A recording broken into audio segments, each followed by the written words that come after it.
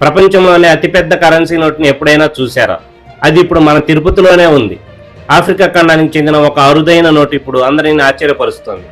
దాని విలువ ఎంతో, అది ఇక్కడికి ఎలా వచ్చిందో ఇప్పుడు చూద్దాం.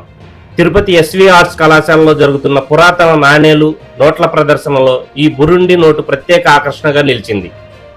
ఆఫ్రికాలోని బురుండి దేశానికి చెందిన 10,000 ఫ్రాంకుల నోటు ఇది. దీని పరిమాణం వింటే ఆశ్చర్యపోవాల్సిందే. ఏకంగా 400 x 288 మిల్లీమీటర్ల సైజులో ఇది ఉంది. వన్యప్రాణుల రక్షణకై అవగాహన కోసం దీన్ని ప్రత్యేకంగా ముద్రించారు.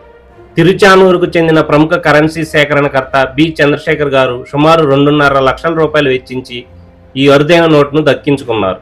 మైసూరు ఆర్కియాలజీ విభాగం నిర్వహిస్తున్న ఈ ప్రదర్శనలో వెదురు బద్దలతో చేసిన పురాతన నాణేలు కూడా సందర్శకులను కట్టిపడేస్తున్నాయి.